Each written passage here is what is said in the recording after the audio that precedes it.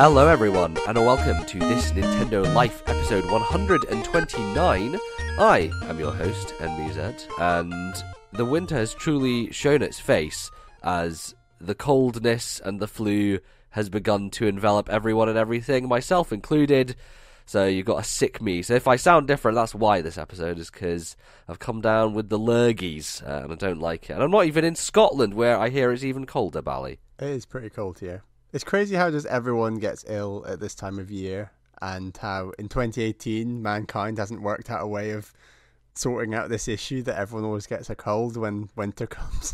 Yeah, no, it's just an eternal problem. Sorted it by now. You would have thought technology would be there, Yeah. But we've got some ways to go. We've got some cool tech and toys that we can play around with, but I don't know, man. Medicine, they should probably make sure that we put some money into that instead of, I don't know, other things that we shouldn't be.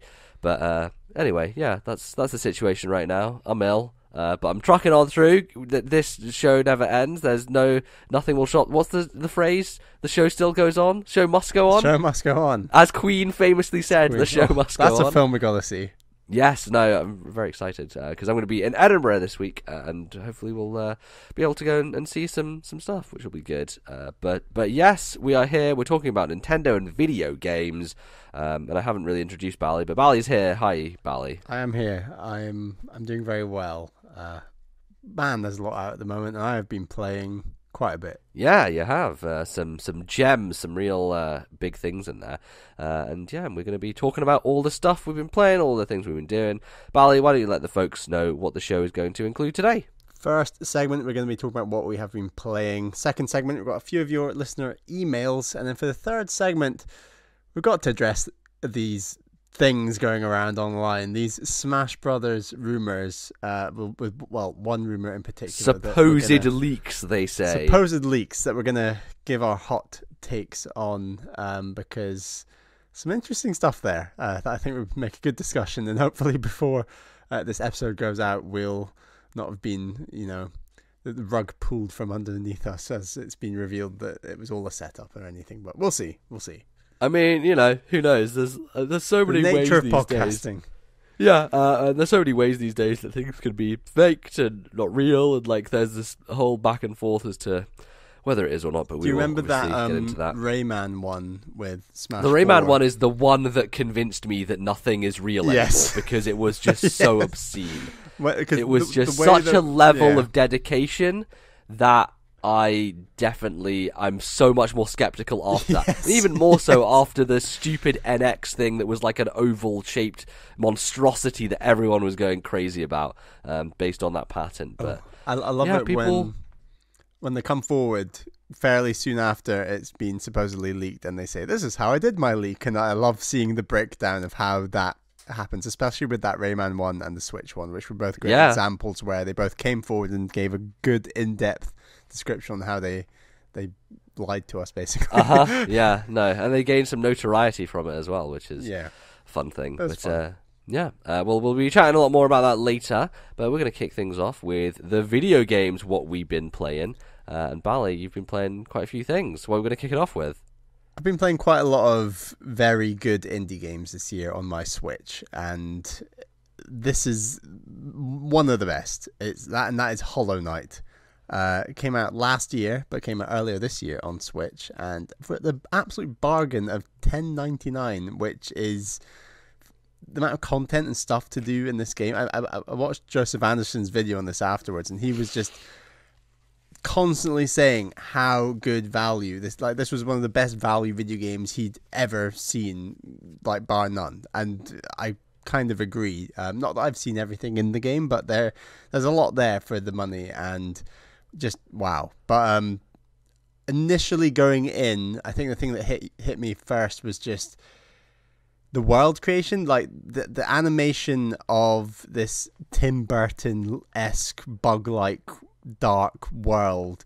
The way that backgrounds interact with your random slashing, and the sound design of areas with rain and mist and smoke, and it's those little touches, right? It's those little polished details that make a lot of games stand out, especially Nintendo games. And I think when that level of polish is applied to a 2D game in this style, it envelops it and makes it much more of a world that you believe in, as opposed to some other games where they don't maybe go as in depth on that stuff. Yeah, and there's a lot of Metroidvanias I've played, very good Metroidvanias I've played that feel fairly immersive, but when you actually break them apart and think about the sound design, they're not really immersive for the sound design. They're immersive because of the feeling of, you know, the way that the world is built around you, whereas this felt really like it was both the world around you and stuff like the sound design and the music, and it just creates an atmosphere, right? So much atmosphere. It's very, very good at positioning the world in that way. And the thing that sort of makes this stronger is stuff like the depth of NPCs and the constant. There's so many NPCs in this game that you come across almost instantly, and they constantly just add to this world that is just so unique, so weird, so bug-like. And characters like Cornifer, the cartographer, not only is he a great character, but he adds such a level of exploration to this game. And initially I found the exploration really, really intriguing, and the idea that you have to go out and explore an area and find the cartographer before the map fills in it kind of brings Metroidvania back to its basics. And so many Metroidvanias will just stick a waypoint on your map, or fill in the map for you, or make the process of finding out what's what and where it is maybe not handed to you on a plate necessarily, but just a little bit too easy than what you might have otherwise liked. And when you compare just more directed, right? Yeah. And generally for me, that's the way I like it. You know, I'm a huge fan of Metroid Fusion, which is a far more linear and directed game. Ori and the Blind Forest obviously is very similar in that sense, because you always know where you're going to go, but you still have the options to like go back and find secrets in previous areas.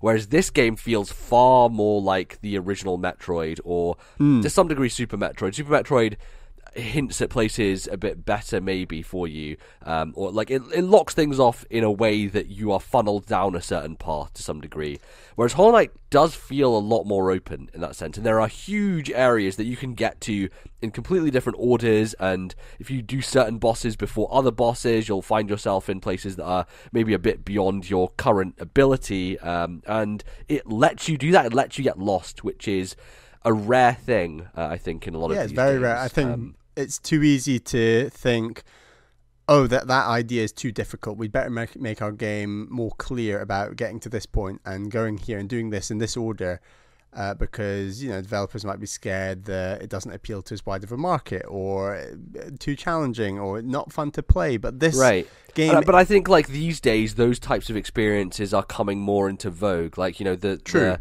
popular nature of things like Dark Souls and Bloodborne have made it so that developers are going far more down that route of obscurity and making things a challenge and a mystery for players, and I think that's definitely something that Hollow Knight embraces wholeheartedly. Yeah, and that's one of the unique things about Hollow Knight, is it is just a brutal game, and that exploration, getting lost aspect is part of why it is so brutal. To help with this is the ability to re-heal, and I think that healing and focusing, like, the soul that you collect from physically hitting enemies, is another layer that this game has that I don't think is too common in games generally. I know a game like Spider-Man earlier this year, you just had the simple down on the D-pad to heal up. Right, the focus bar that fills when you have hit enemies, and you're basically balancing between using a powerful move to risk. It's basically risk reward. Like, do you want to shoot off your super, or do you want to use your health and be more defensive about it? Exactly, and even if you want to be completely defensive about it, a game like Spider-Man, you can be swinging around really fast, fighting enemies, and heal almost instantaneously. The idea with Hollow Knight that you actually have to stand and focus, and you're vulnerable for a good solid second or two, which is a long time in the middle of something like a boss fight, really adds a whole other level, because normally in a Metroidvania boss fight you have two options. You're either attacking or you're defending by avoiding getting hit. Those are your two things. But avoiding to get hit in order to heal in Hollow Knight is a completely different thing to do than just simply avoiding, because you really have to find a space of time that is long enough to stop and heal, and that is so different to just jumping around the level in order to avoid getting hit. And mixing up these three things in all boss fights makes them so difficult and complicated, and knowing what to do next. And the only real way this game helps you in that balance of going between these three options is something like the charms. And I actually think these are one of my favorite parts of the game, was the charms. And the second, I really didn't dig into them that much. As soon as I had the ability to see myself on the map, which is all I really wanted, because like I appreciate the game wanted you to get lost and things, but I think the one step too far was making you use a charm to see where you actually are on the map. But yes, aside from that, I really didn't dig into it that much. And I think maybe because at that time there weren't as many charms in the game. Like, they've added a lot of post-release content that is...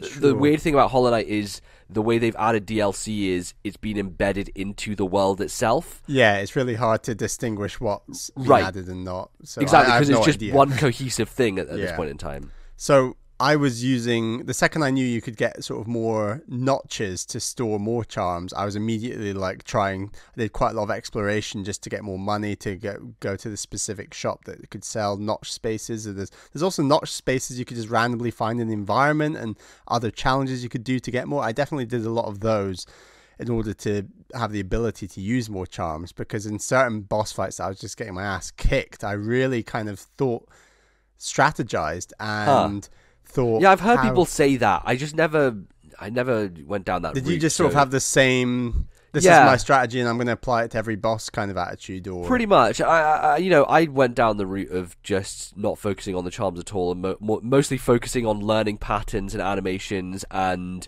finding the point in time where I can heal and just getting my hits in where I can as well. But that is the thing about the combat system, is that it encourages aggression, and it also encourages you, when you're just fighting random enemies, a reason to fight them, right? Because I think some games... Metroid Other M being the prime example of this, really doesn't encourage you to fight random enemies because there are no health drops from them. And it's like, why would you fight them when you would just as well just run past them and avoid damage? There's no experience points being gained. Like, there's nothing tangible that you're getting. And I think in games that don't have experience levels and enemies that you can just run past, you need to have a reason to fight those enemies. And the soul meter and... Hollow Knight gives you loads. Yes, the soul meter, the ability to re-heal yourself encourages you that if you get hit, hey, what's the next thing you're going to do? You're not going to run away. You're going to get right back in there and fight, because that is your means of getting yourself to a better place. On top of the money you're getting, there's a double bonus of roaming around the world, defeating enemies, you're getting money, and you're collecting soul. Sure. And you need both of those to keep going in the game. But money is very important, and... before I get into money, just quickly on the charms, when I say I was really kind of mixing them up for specific boss fights, something like the charm that shows your place on the map, I was also using a charm that it was sort of like little bugs that would go and collect the money that was dropped from enemies and bring them towards you. I would basically unequip both of those charms for boss fights and then equip something more useful for boss fights. So I was often using a charm that extended the length of my swinging arc on my nail, and a lot of bosses that would really get up in my face, I was using this charm that basically constantly gives off gas from Hollow Knight that just does damage to nearby enemies, and it only took up one notch slot, and I was finding myself really being able to get through enemies and take down bosses far quicker while using it, for example. And then probably the most powerful charm that I found in the game, I know there's probably way better charms in the game, was one that basically sped up the speed at which I could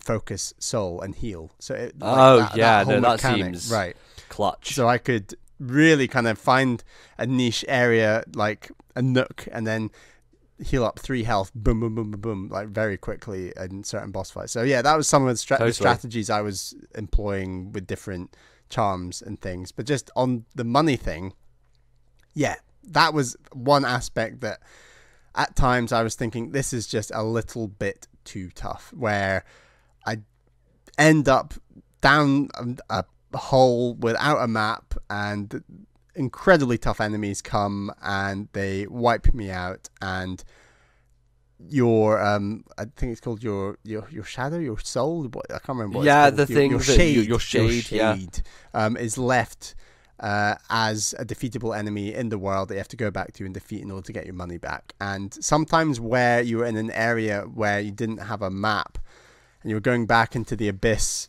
and there is actually an area called the abyss, but I mean like that dark hole that you had no idea where you were going. You got to go back there, find your shade, just to get back to square one. Can be very, very hard to motivate yourself through tough times like that in the game sometimes.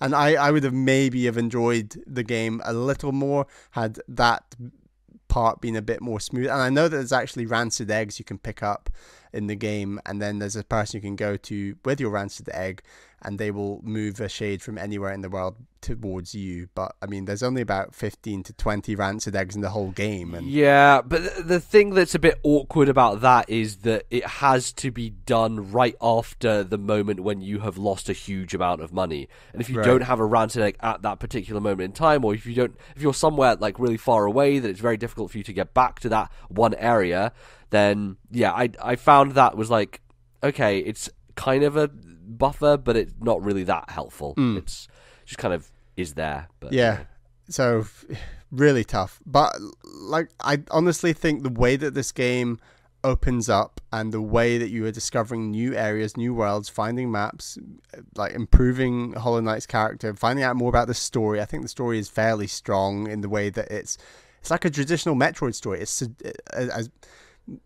less so like a game like Fusion, perhaps, where the story's blasted in your face, but the traditional Metroid games where it's suggestive. And I know apparently there's like huge debates online about kind of what you can read and not read into the story, which I didn't really get into, but there's some interesting stuff there, and I liked where it went. And there's so many endings to the version of the game I played. I think there were originally 3 endings, and now there's 5 endings or something. So where I think the game is very strong in opening the world up, I kind of felt like it reached a bit of a hollow ending, to forgive a pun, that you kind of feel. It felt a little bit like a poor ending in the way that a game like, I don't know, Super Metroid, the ending is like one of the most memorable parts of that game, whereas the ending with Hollow Knight and the way it comes about, I feel in that sense it leans far harder into the Castlevania side of it, because traditionally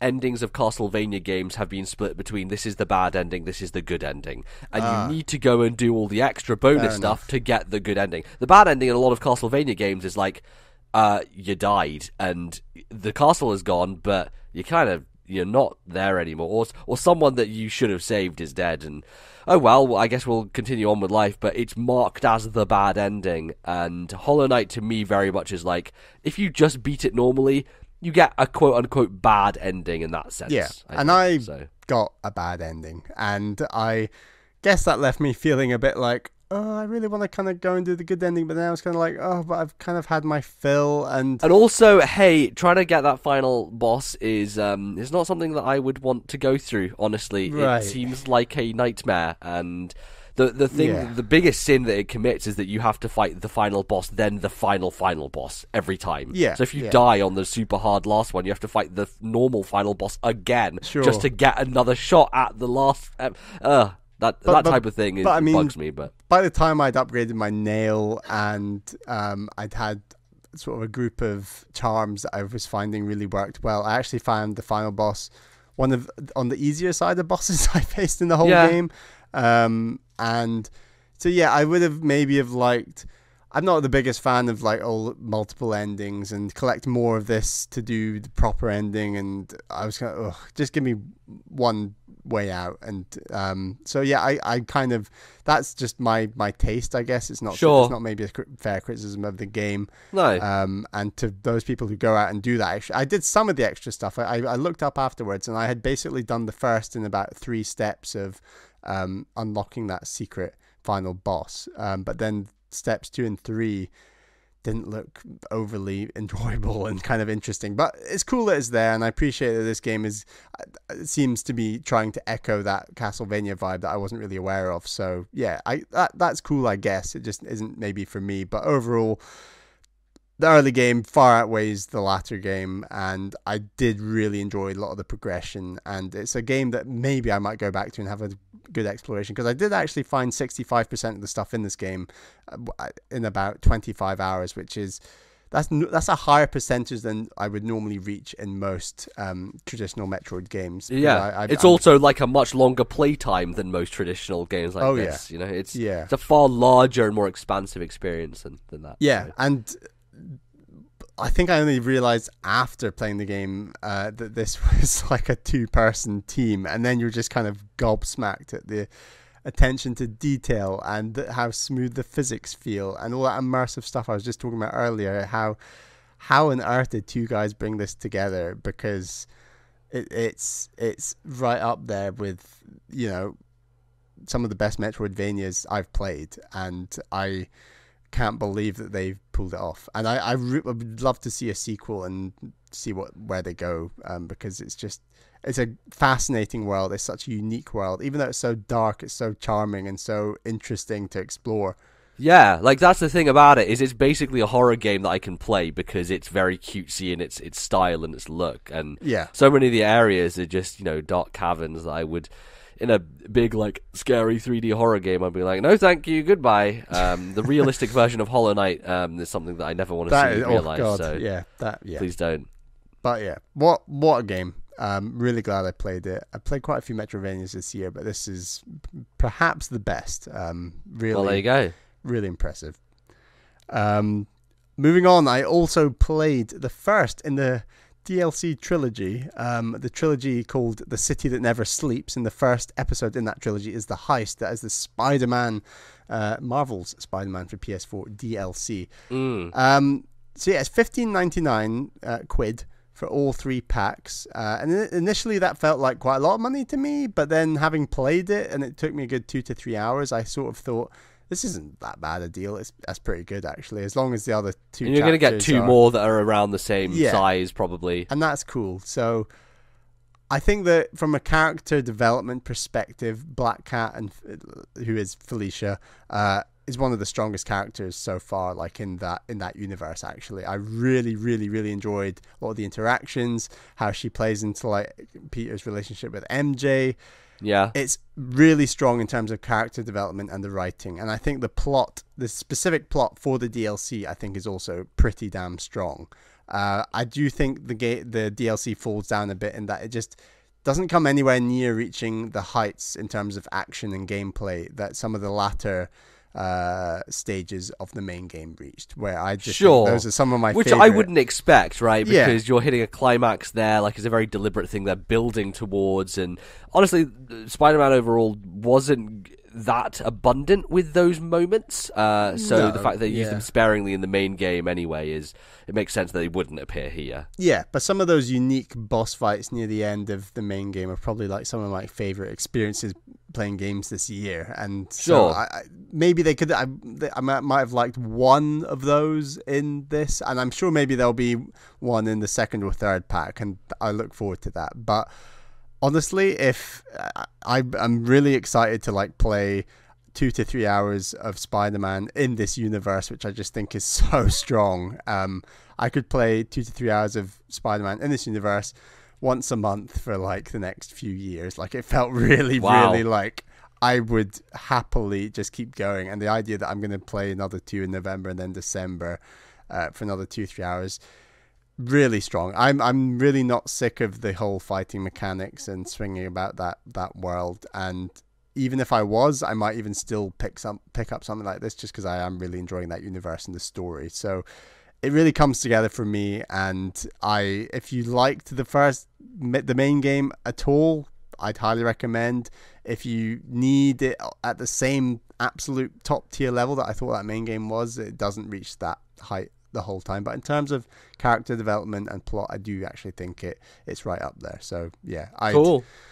I had a really good time with it, and it kind of came out of nowhere, and it kind of came just before the next game we're going to talk about, where I was kind of waiting for a few days before this game came out, so it was nice to just play something short and very satisfied. Yeah, really I may cool. give it a go at some point. You kind of turned me off because I watched the quick look, and there's these big guys who have machine guns, and they look like a horrible nightmare to deal with. They're not the end of the world. And the combat in that game is not my favourite part. I think it's very serviceable. I think it looks awesome. That's the thing I'll say about the combat. It looks fucking cool.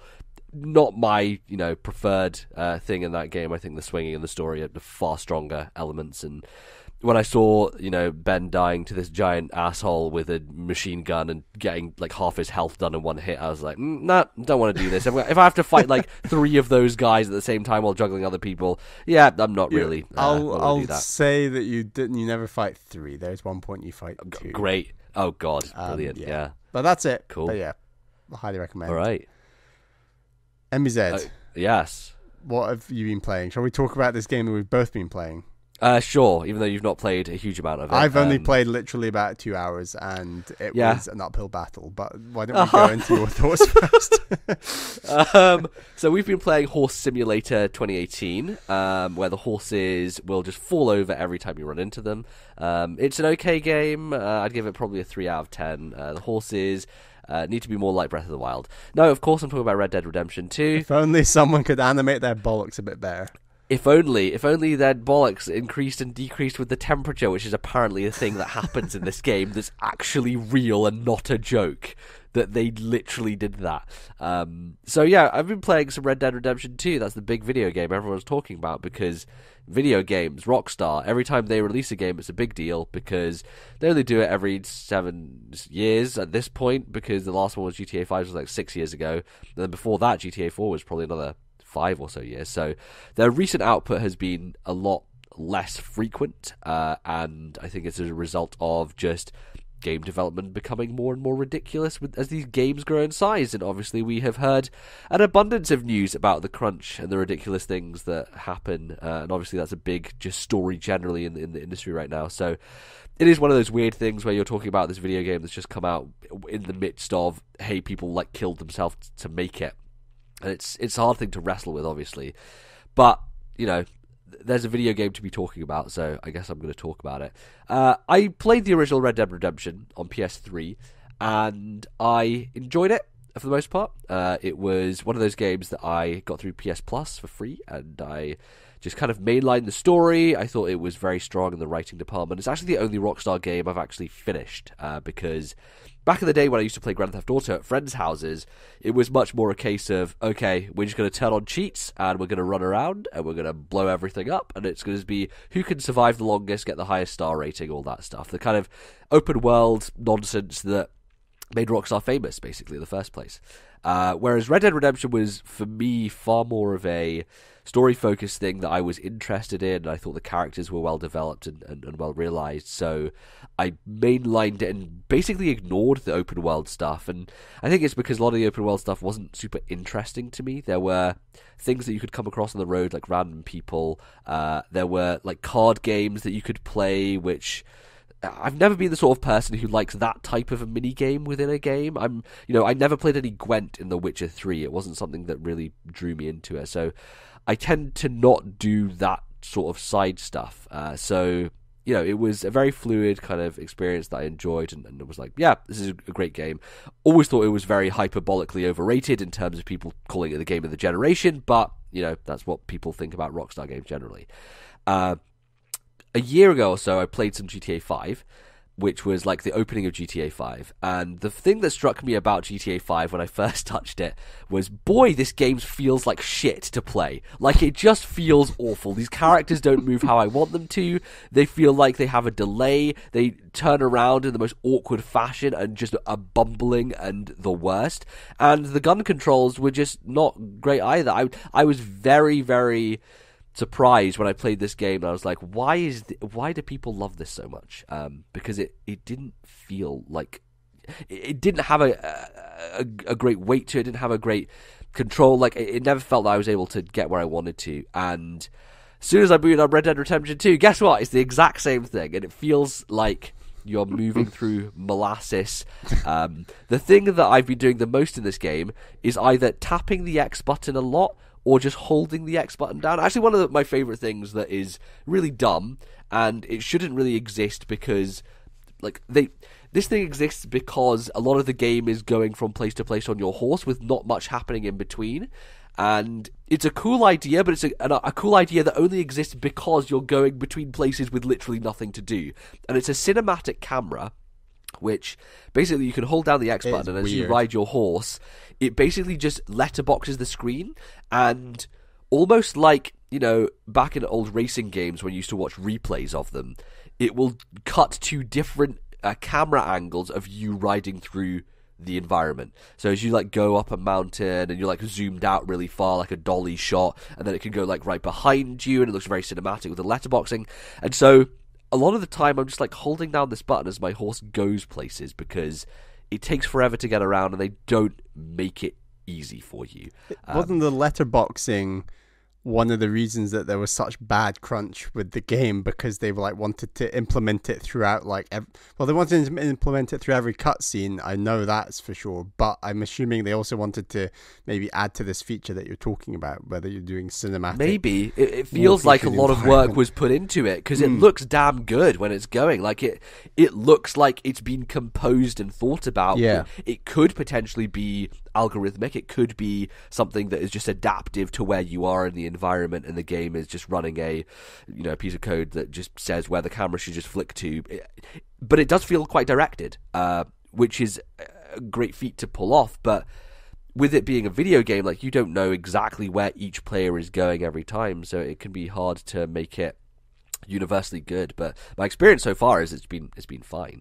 I think the core of my problem with Red Dead Redemption 2 is that it is so far, which is, I don't know, 6-7 hours into the game, is that it is slow and overstuffed with systems. And so you have all these different systems that control your character, Arthur Morgan, and the horse that he rides. Like, if your horse gets dirty, then its health is going to go down for some stupid reason. So you have to brush your horse. You have to feed your horse to make sure that it's okay.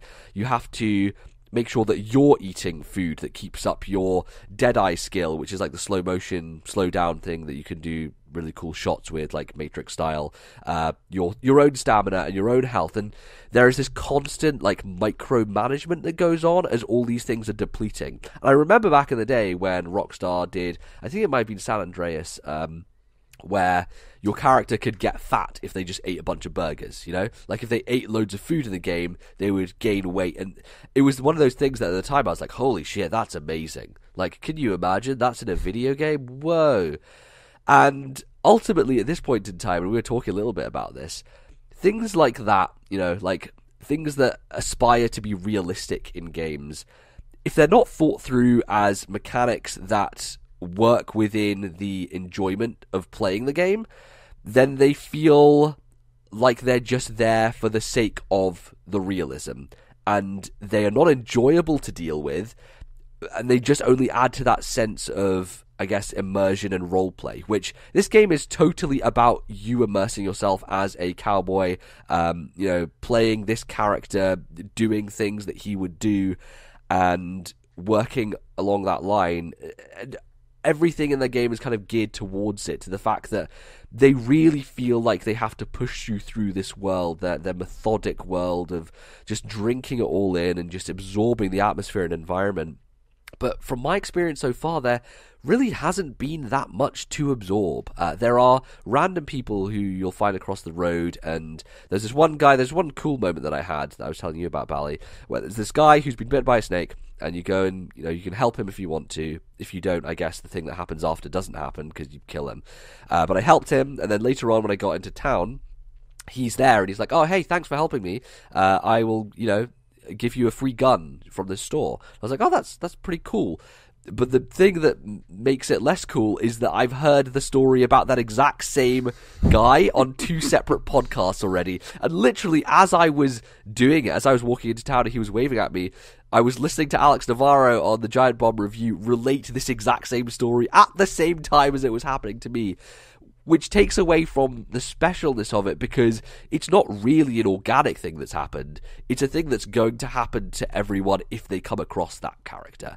And that makes it feel less like what the reviewers are saying, which is like, oh, it's so dynamic and there are all these people and you can interact with them. So far, all the interactions I've had are very hollow. You know, you can greet everyone, you can quote unquote talk to every NPC, but all you can do is either say like hi and they may respond back to you, or you can antagonize them, which basically is like pulling out your gun and you can, you know, go and, you know, kill them and get a bounty on your head, and then the bounty like racks up and you have a wanted level, you have to pay it off. Like, it feels like there are so many systems in here that are just mounting and mounting and mounting, and none of them feel like they exist for the enjoyment of the game. They all feel like they exist to add to the roleplay nature of this world, of this harsh world, which this group of gang members are having a rough time. They're having a rough go of it. It's not going well for them. And I think that's what they wanted to convey, which is fine, but I don't think it's for me. And I'm going to keep playing it because I am engaged in the story and I do like the characters and I think the writing is quite good. And I think Arthur as a character is really well played, and there's been one quest so far that I've seen a good, you know, nuance to his character that I want to follow through, and I'm more invested in him personally, I guess, than the gang as a whole. But everything surrounding it is just built as though Rockstar are saying, look at our giant dick that we've slapped on the table. We want you to play this game this certain way, and we're not going to give you other options to do so. We're going to make you ride for literally 15 minutes across this vast expanse with practically nothing there. And that's the thing that I think when people compare this to stuff like Breath of the Wild is disingenuous, because there are so many landmarks and places and sight lines in Breath of the Wild. You know, we talk about the weenies of Disneyland and how Breath of the Wild so expertly takes that idea and weaves it into the world. Such an emphasis on the world around you looking not just incredible, but looking enticing and looking like, I want to go there. Where is that? Where does that corner lead to? Where does that mountain? Like, you're right, Breath of the Wild is unique in the way that it, you know, breadcrumbs you to all different parts of the map, no matter where you are on that map. Right, exactly. And I think that this game and Horizon, which is another game I talked about before, they have really good looking worlds, but there's nothing distinctive about the places, because a lot of it is just open kind of land that you roam through, and you couldn't say if you were in one place or another, especially because a lot of the towns are, you know, western towns, they didn't have giant skyscrapers or big things like landmarks that you could point to. So, and you know, obviously that's because of the setting, so they can't really go in that way. But ultimately, I've only played a few hours of it, so my impressions could change. I could fall into the groove of it and kind of just go along for the flow and the ride, which I think a lot of people have said eventually that's what happened to them. But as someone who likes games to control well and feel fluid and to have a sense of freedom and also speed, and this is one of the things actually Greg Miller brought up when he was talking about it, is you can't run in the camp. Like, you can never go at the speed that you want to go. It feels like they are forcing you to slow down and just breathe it all in. And I don't really want to do that in this game. I want to roam around at my own pace, and the game is not letting me do that. It's saying, this is our pace, deal with it, or leave, basically. And so, yeah, I think that's the thing that really bugs about me the most. Also, the horses, which I already talked about, where I've posted 3 videos to Twitter of the absurdity of horses running into shit and just going crazy. I've only played a couple of hours and I've already had one of those horse incidents. So no, they will happen to literally everyone because it's a bit over the top in the way that they are. My very early impressions are, I'm still very open-minded to it. I'm totally could have a very different view to you, MEZ, but so far what you're saying kind of resonates with at least the experience I've had so far.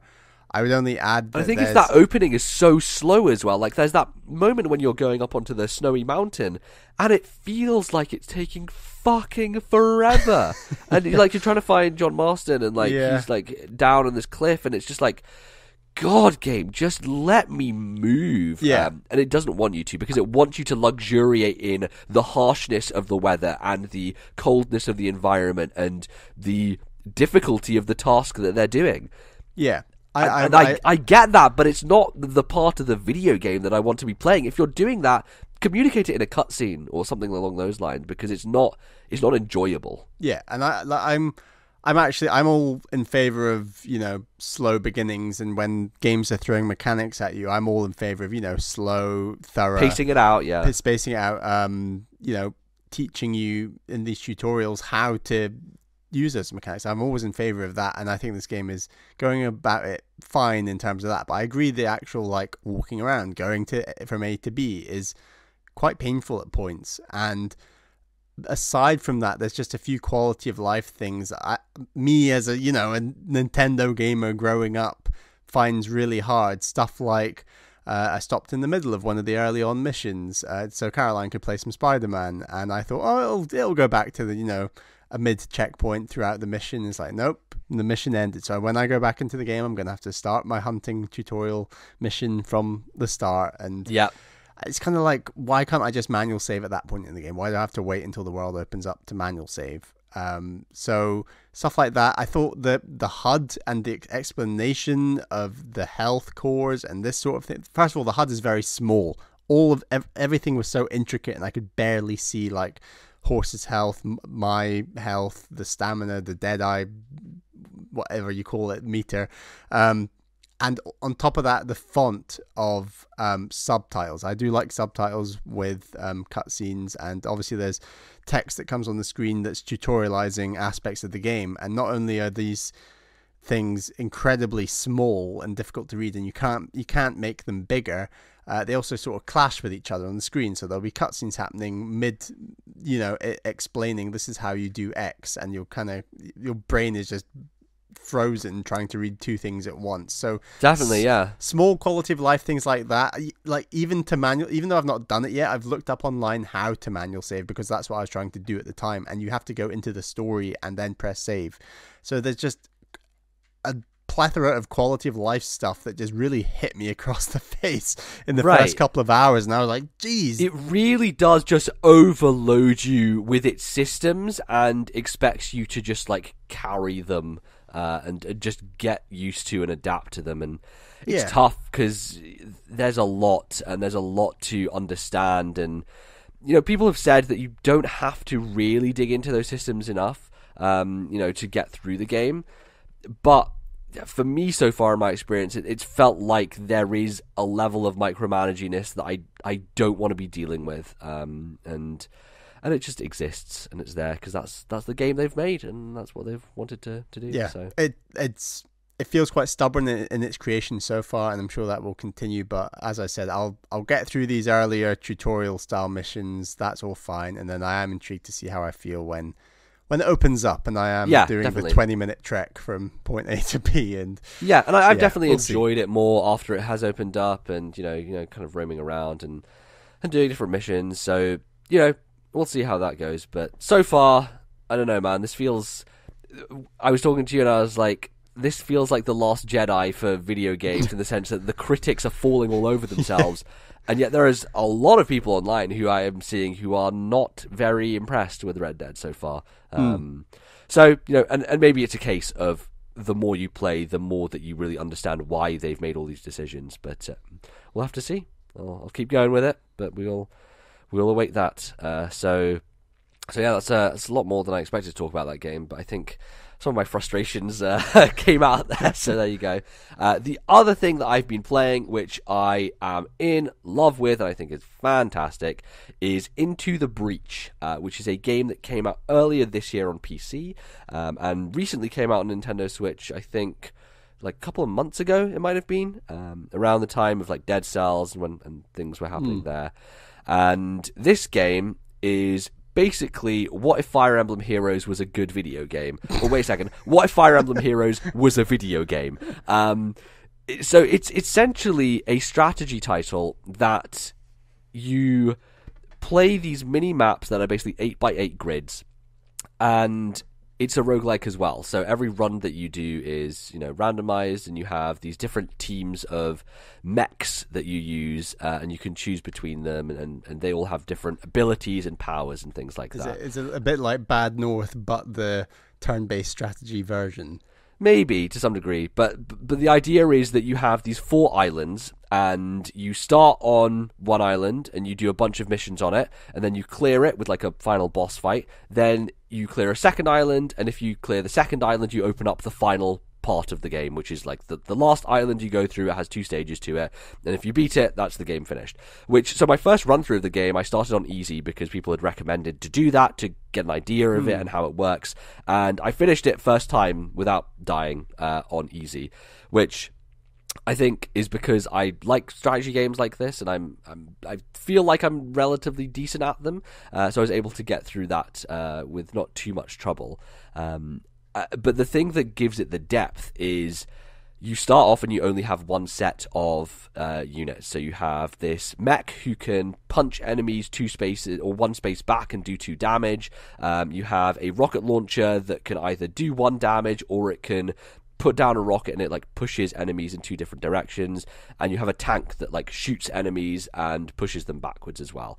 So a lot of that team is based around moving enemies around the map and making them unable to hit you or stuff like that. And the game is less about clearing the field and more about surviving.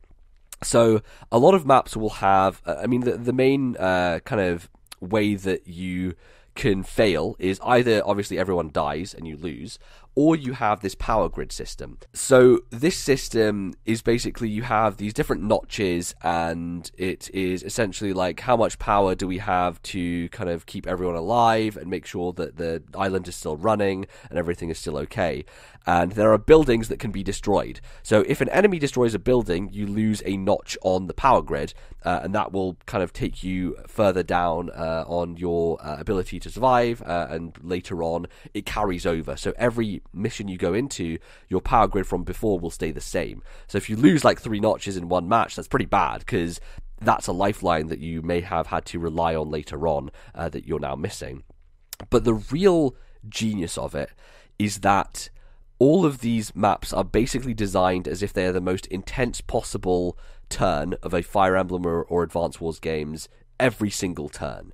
So you'll have moments where you're trying to think up a really clever strategy. And the cool thing is a lot of these systems interlock as well.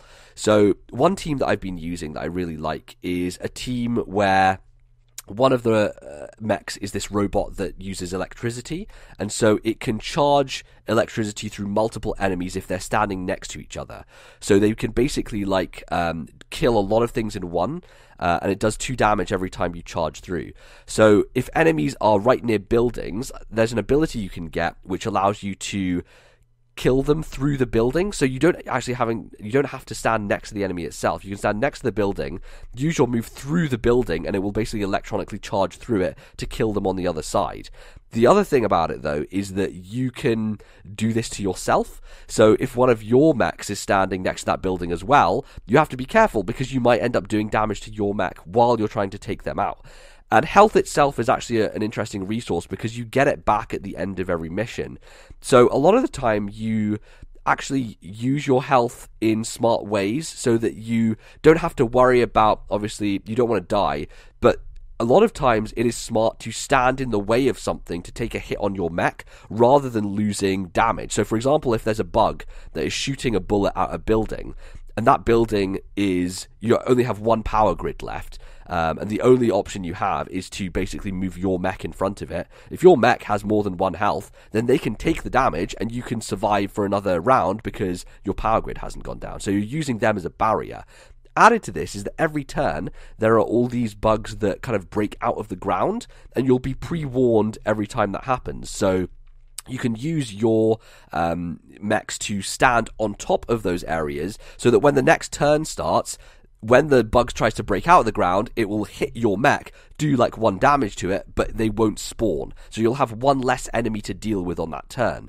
And so a lot of this stuff, it gets really clever, because you can also push enemies around. And there's one unit in particular that throws a boulder, and that boulder you can either do direct damage, or when it lands, it pushes enemies either side of the boulder, one space to the side.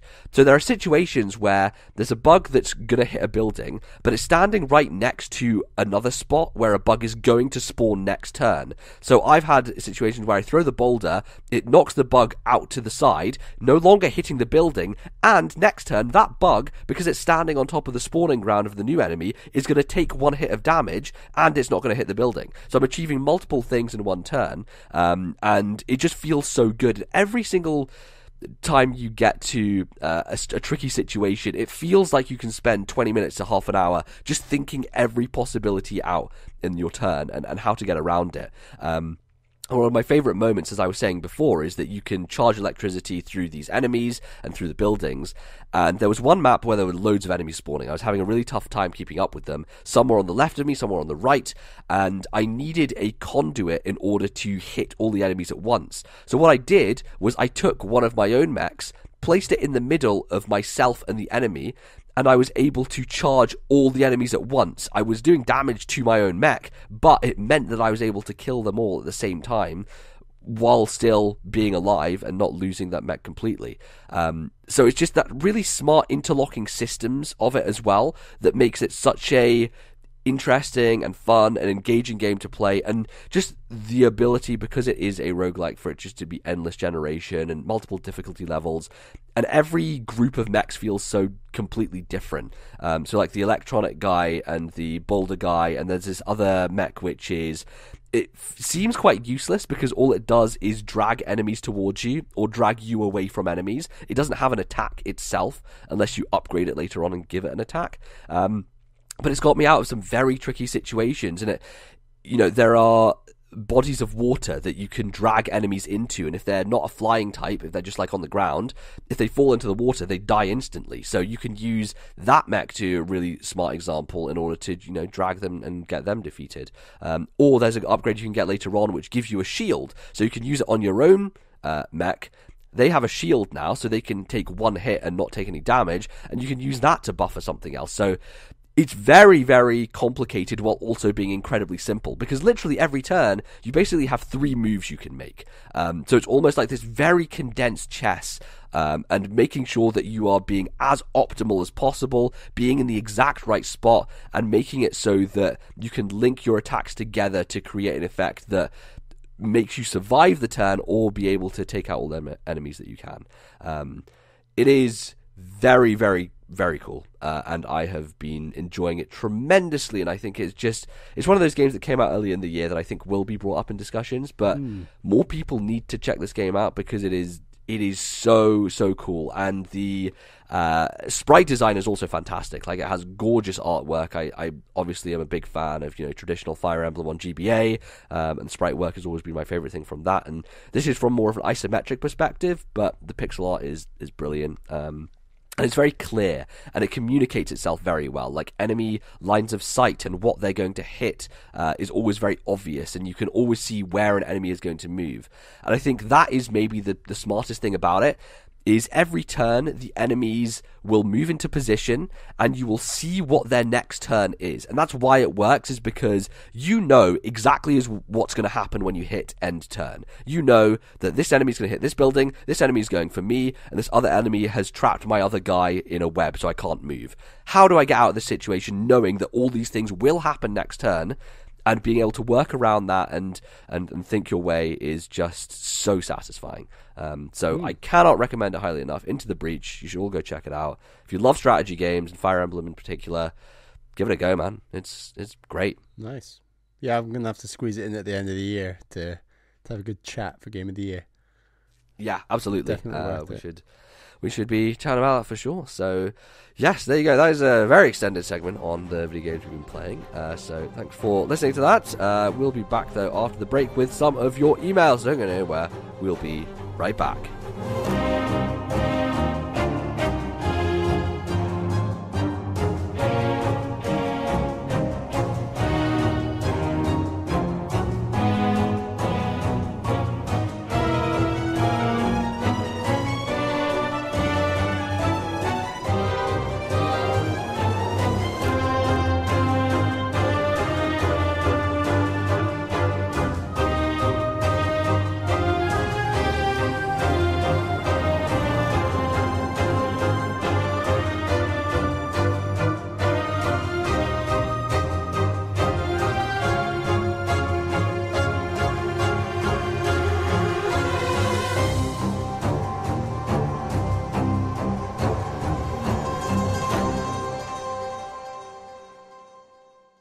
Hello, everyone, and welcome back to the second segment of today's show. It is time for your emails, and it wouldn't be an email segment without me plugging that email address right at the top of the segment. It is, of course, thisnintendolife@gmail.com. That is thisnintendolife@gmail.com. We are in need of more, so please do send them in. Or if you'd rather not send an email, do post a question into our Discord server. Link to that Discord server in the description. You can also access it on Twitter. Hop on in. There's an emails thread in the server. Post a question there, and we can also access that. So our first question today is from Flapjackal from Discord. Considering how many are coming out recently, how long do you think the Battle Royale craze will last? Do you think it might be a genre that burns itself out or will pop back here and there in the future? And secondly, also, considering how many indie game Metroidvanias are coming out, do you think that they are becoming too common, or do you believe we just have a really great batch all coming through at the same time? Okay, so I guess two separate questions, but both talking about, burnout and the saturation of certain types of games coming around.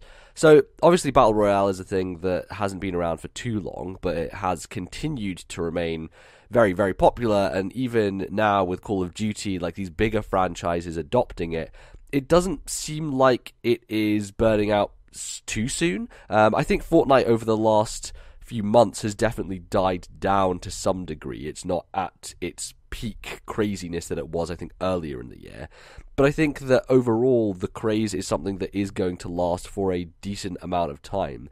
And I think you can think of it, it's hard to talk about this in particular because it's almost a subgenre of a genre itself, right? Because it is how you're adapting shooters to a new generation. Right. Like you think about last generation, Call of Duty set the standard for what multiplayer shooters were, which was progression-based, online, you earn XP, you level up, you prestige, you do it all over again, you unlock things as you go along. That was the core loop of multiplayer shooters back on the 360 PS3 generation. And that was copied by so many different studios. Like there were an abundance of military-style shooters, and that was the kind of core genre that I guess defined the last generation. I would say at the moment the core genre that defines this generation is probably open world games, in the sense that everything seems to be widening and becoming enormous, and just, you know, hundreds of hours of games that come out now are all based around that idea of just being expansive and huge and never ending. And obviously that had started before, and it's been sort of a trend that has kind of walked through. But I think we're at a point now in this generation where that is the thing that most... If you're making a giant AAA game, if it's not open world, then, you know, it's quite rare, I would say, these days. And so Battle Royale is weird because it is the biggest thing in the world right now, but it's also not necessarily its own thing because it's evolved out of what the first-person shooter / third-person shooter was previously. It's now a new style of playing that type of game online, and it's weird because it can be thought of as an entire game in and of itself, which is what Fortnite and PUBG are doing. But even in that case, Fortnite is both a battle royale and it's also a Minecraft clone. You know, like the original version of Fortnite was a let's do a survival. You know, you build your bases. I think it's kind of tower defensey. I think that mode is called Save the World now, but it was originally, what that game was. And so even Fortnite, the game which is the biggest thing in the world when it comes to Battle Royale, still has Battle Royale as just a mode within it, even though obviously like that kind of transcends just being a mode.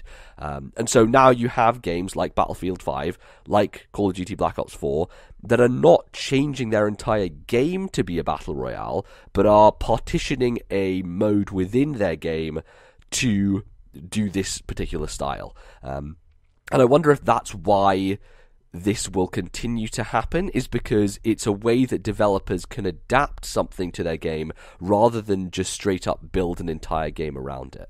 Right. Yeah. No, and I'm really intrigued to see where Battle Royale goes, in the sense that it's kind of been very shooter and militaristic so far. And I think that when you look at the vast array of open world games, they're definitely not just shooter based, and that they have developed, something like Zelda is all fantasy based. And this idea that Battle Royale could take. I've noticed something advertised on Facebook. I can't even remember the name of it, but it's basically it felt like a more Paladins wizardy style kind of Battle Royale. I can't remember. But also, I'm sure stuff like superheroes and that kind of genre is something that a Battle Royale could go into, and it still feels like the focus is fairly military, obviously, with a game like Call of Duty and Battlefield moving into Battle Royale. So I think what you saw on Facebook was probably Realm Royale, which is like Paladin's version of Battle Royale. Yeah. So, like, I think that there's room for the genre to move beyond a fairly militaristic setting and to see, hey, actually, you can do all these other things, like, I guess, the open world genre has become, where it's just more than just, GTA 5. It's far greater than that now, and stuff like Assassin's Creed, some of the first open worlds. Right. I think there's definitely a space for diversity in mechanics. Like, obviously, all the Battle Royale games that we've seen so far are shooters, but what if they were more melee-based, type of action games? Like, the idea of Battle Royale doesn't necessarily have to include the idea that you're shooting people. You can make it more diverse in the way that, it could be something.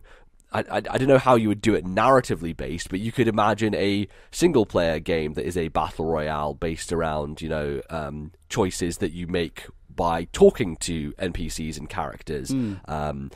There is room for this as an idea to expand beyond just an online multiplayer thing where you use guns. And I think that there is definitely a space for independent developers to do something with that, but obviously it becomes a lot harder because the whole notion of Battle Royale and having 100 people in every single game, it means it needs to be large enough to accommodate that, right? And that's why Call of Duty can do it, and that's why Battlefield 5 can do it. But there are other games that are not going to have a large enough audience to where they're able to really leverage that and be able to use it properly.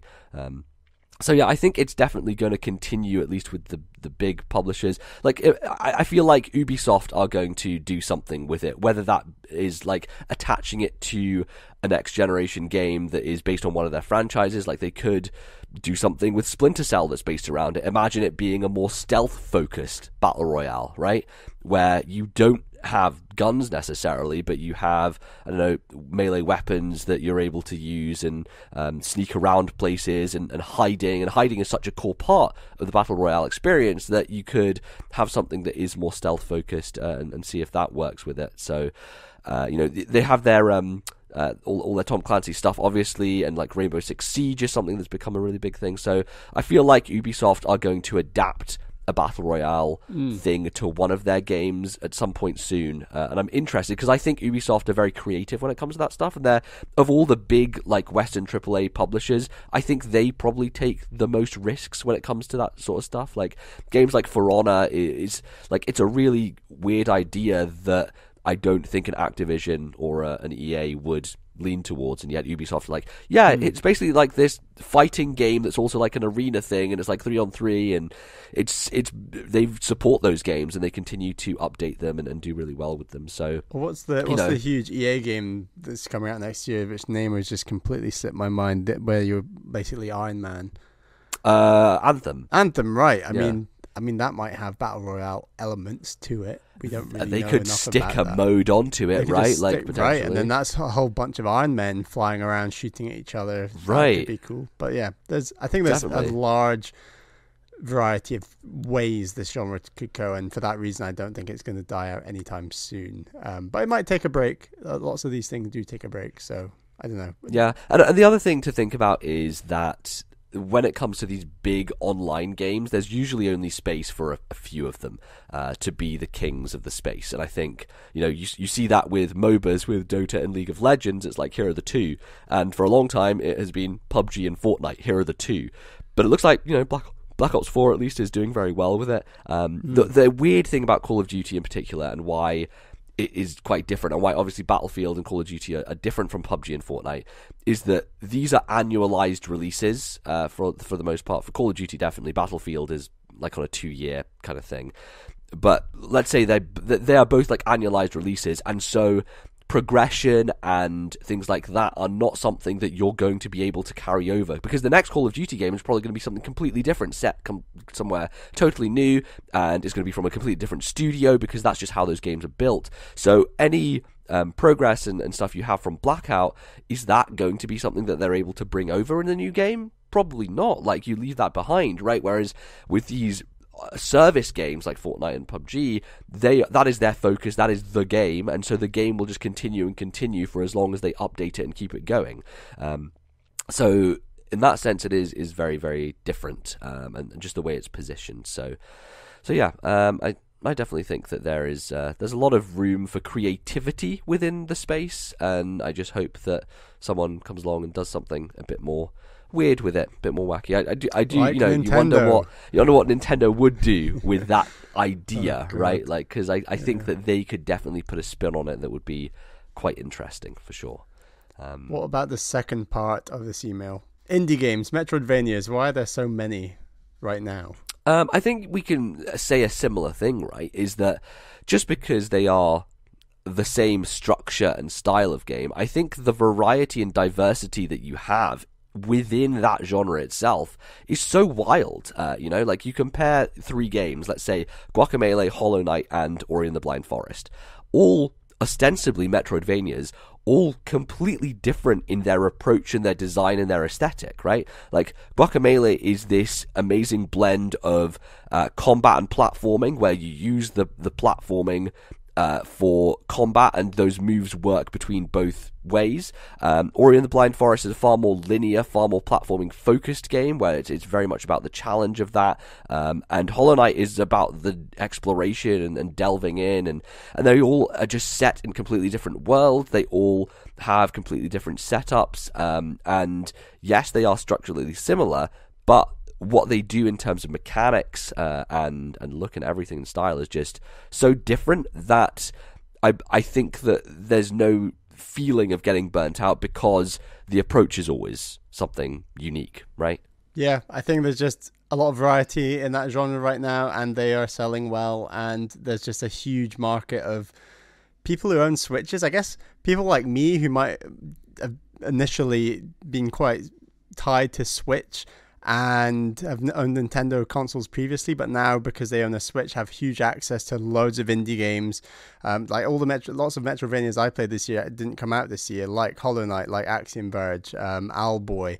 So they all are kind of coming at the same time on Switch, because games that came out in previous years have decided, actually it's a good idea that they all now come to Switch, because they're just doing so well. It's a good format. Plus, it's also because Nintendo traditionally as a company have supported that style of game. Like, you think about it, and the entire genre was basically dead throughout a lot of like N64 era, and it was only after Igarashi with Symphony of the Night on PlayStation 1 that style of game was continued on, and it was continued through Nintendo's handhelds primarily, right? All 6 of those Igavania games were GBA and DS games, and so before the indie renaissance happened, and before everyone started like making that style of game again, there was an era where it was on life support, and it only existed in that unique space, which was Nintendo handhelds. And now we have a Nintendo handheld that is so incredibly popular, and also very powerful comparative to their previous ones, that they are able now to support all of these games on it, and they feel right at home, because a lot of people who care about that genre are Nintendo fans, right? Because they've played all of those Castlevania games on the handhelds before, and obviously Super Metroid and the Metroid series generally is something that is close to a lot of our hearts. So it makes sense logically that the audience who owns Switch would buy a lot of these types of games on Switch. And I think it's also been on the coattails of a more general renaissance in 2D games. Like that era, that PS1 N64 era, there was such a focus, I guess, on what the boundaries of 3D could be pushed towards. Right, I exactly. guess in the mid-noughties, there was a big bounce back to, actually 2D games are really strong, and Metroidvanias come under that, where there's just so many great 2D games outside of Metroidvanias that are also on Switch, like Celeste and Meat Boy and things like that. There's just a huge demand for it. Right, exactly, yeah. So things like those games are going to thrive because the Nintendo audience is platformer focused, and it is 2D game focused, because that's what a lot of people, especially older people who are buying the Switch, have a lot of Super Nintendo nostalgia, and it feels like that style of game is being leveraged by independent developers. Like, you look at something like Blossom Tales, for example, which, it seems like a pretty low rent, like, okay Zelda knockoff, and yet loads of people bought it because there was another 2D Zelda on the system at the time, and people wanted that style of experience on their Nintendo platform. So they are, I think, a lot of those teams who are inspired by classic Nintendo franchises and games. I mean, look at things like, Golf Story and Wargroove, as I did a video on those a while back, and the idea that they are representing the handheld games that Nintendo aren't really giving us anymore. Like Advance Wars is all but dead, and we haven't seen a really strong RPG-style sports game from Camelot in forever. As much as they wanted to say that Mario Tennis Aces had a story mode, it didn't end up being what people wanted out of it. So the idea that all these companies can support that is great. And the last thing I want to say is that, comparative to something like a Battle Royale game, or like a MOBA, which is, it's an ecosystem that you get invested in and that you will stick with forever. Like, you make your choice. Either you play Fortnite or you play PUBG. A lot of people don't tend to play both consistently. And so you'll have your preference, and that is the game you invest your time in, and also, obviously, these days, your money in, just because there's microtransactions abound and you can just buy a bunch of bullshit. But, like, for me, I play Overwatch. Like, Overwatch is my online multiplayer shooter of choice, and I don't really play any others. Like, that's what I've invested in, and that's what I enjoy. Whereas the difference with these types of games is, if you're a fan of Metroidvanias, you want to play as many as possible. Like, you want to play one and be like, ooh, that was really cool, I want another one, and I want another one, and I want to see all these different experiences, because they aren't games, obviously you can come back to them and replay them, but it's far more about finishing those games and playing through those games and having this diversity of experiences, as opposed to Battle Royale, where it's like, invest yourself in one and then focus on that one thing. And I would say, like, Nintendo fans in general are far more of, they go from game to game, and they like a variety of experiences that are in that style. So I wouldn't say that they are becoming too common, because there is such a diversity of choice out there, and I would say that people just keep lapping them up, and that's why they keep being successful, is because that's the experiences that, especially on Switch, people want to enjoy. So there you go. So our next question is from Alan L., who's from Texas but is now living in London. Hey MBZ and Bally, I've been watching my boyfriend play The Witcher 3 on our Xbox One X. As a side note, I'm the Switch owner in our home, and I have to say The Witcher 3 looks freaking awesome on a 4K HDR TV, but this has nothing to do with my question. As I watch him explore the game, I can't help but think, wow, there's a lot that Breath of the Wild borrowed from this game. Not that I think this is a bad thing. I catch myself wondering what some of the areas in The Witcher 3, such as the underwater areas, would have looked like in Breath of the Wild. This got me thinking, what would I want to see in the next Zelda open world game that's borrowed from other open world games? I would love to explore the depths of Lake Hyrule for some long forgotten dungeon or ruin beneath the water's surface. Or borrowing a device from Skyrim by holding a sword in one hand and performing magic spells with the other hand while battling a series of monsters. Or even going Mass Effect on the story and allowing me to choose what decisions Link makes throughout the game, and those choices having an impact on relationships and endings of the game.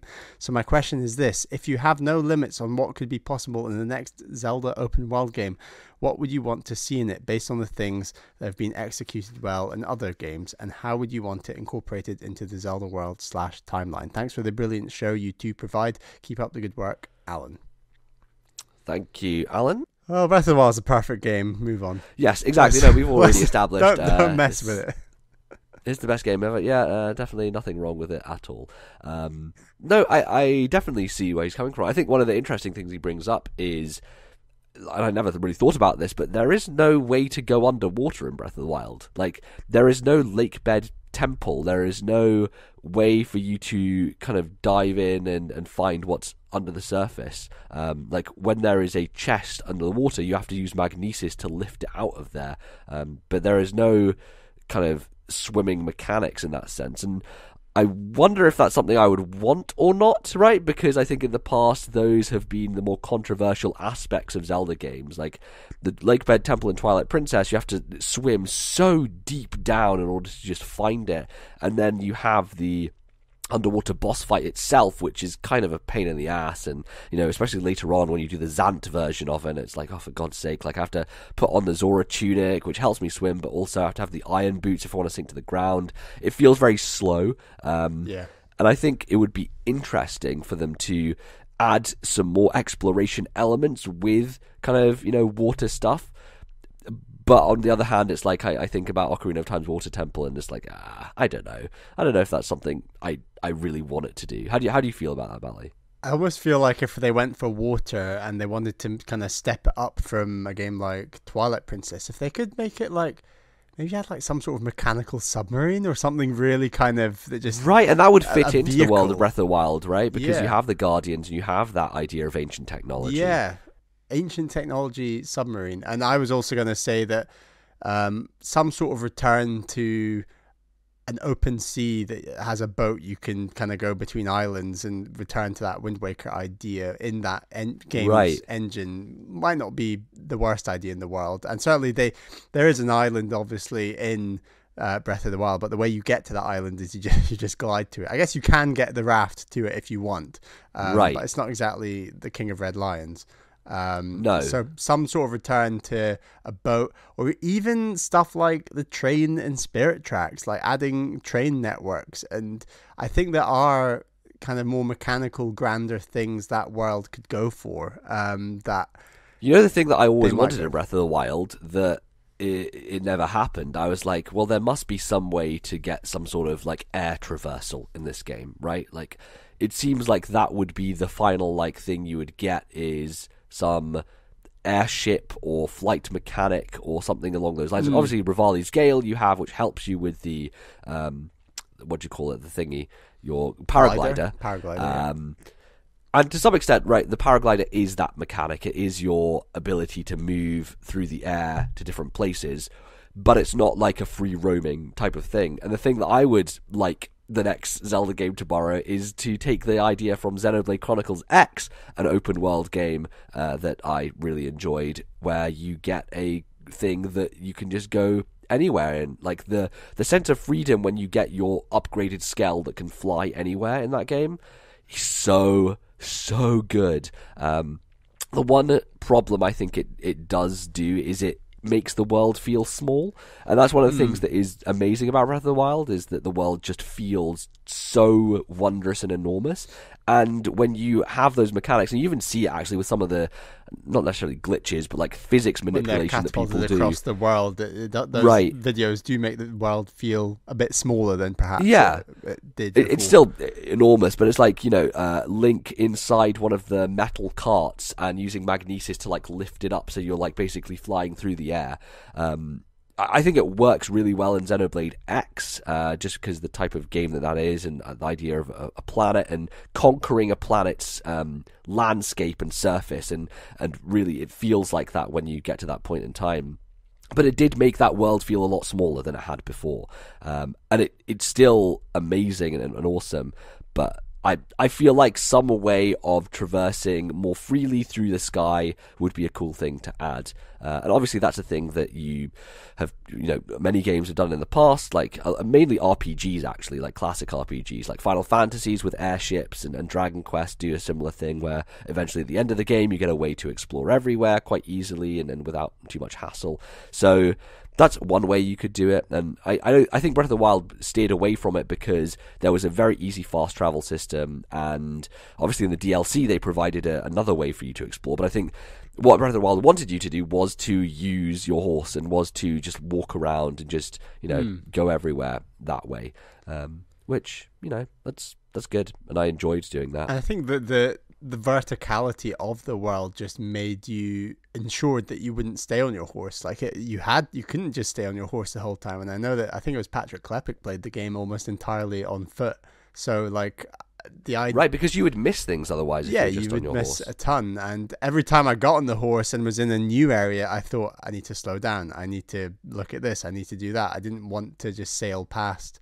these new things I was experiencing. So like I think Definitely. it's a careful balancing act they need to play, and the second you kind of introduce flight and submarines and boats, and they would need to turn the scale up a level, and turning the scale up a level doesn't necessarily make the game better. It just makes it arguably more sparse. And like our early impressions of Red Dead Redemption, like it can feel quite sparse at times, whereas you really don't get that feeling in Breath of the Wild, and they would need to be careful with that scale the second they start playing with something like Islands or Flight.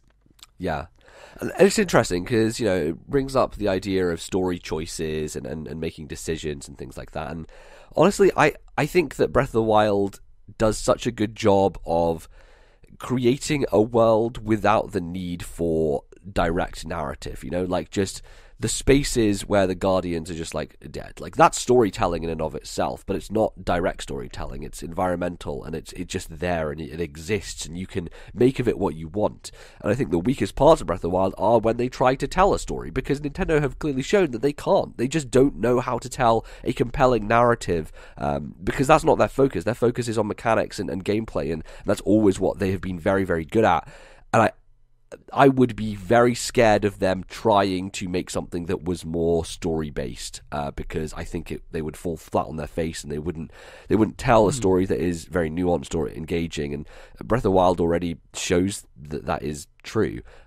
So it would be cool for it to be more Witcher-esque in the sense that every quest has a little tail to it. But I don't think the strength of the writing talent at Nintendo is up to that task, unless they hire people who are skilled in that arena, Yeah, I'm sure there's some parts of their team who are probably very keen to see it as one of the final things they've not fully accomplished, as a proper storytelling game. And Zelda's perhaps not the avenue to test that on. It might be something completely different they go for something like that on. But yeah, I mean, if we really strip it down, I guess my favorite narrative in a Nintendo game is Xenoblade Chronicles, and that is Monolith Soft, and obviously they've had varying experiences with their narratives. I think Xenoblade Chronicles X probably being the weakest of them, but the original is so good, and they do such a good job with creating these characters. And I think basically what I'm saying is I just want Monolith Soft to make a Zelda game, is what, clearly, because they've got the mechs from X, and they've got the storytelling from the original. And the other thing I was going to say is I think Zelda should lean into its RPG-ness, because there was a very light touch in Breath of the Wild where it's like, okay, your armor has statistics, so there are numbers applied to these things, your weapons have numbers applied to them, and that was pretty much the most light possible way of attributing RPG elements to that game. And I think they need to go a bit deeper on it. I think they need to start doing experience points and leveling systems and making it a bit more meaningful in that sense, and giving you a progression that is not just based around finding new items and things like that, and having it give you upgrades and abilities, and that is hard, because Breath of the Wild is obviously, the premise is that you get all the abilities you have throughout the rest of the game right at the start, and there's not really, you do upgrade them to some degree. You get a better, I can't remember which one, I think Stasis gets more powerful. One of them has something added to it that makes it just better overall. But I think that you could make it a bit deeper in that sense, have things that make your skills more empowered, and having skill trees and things like that.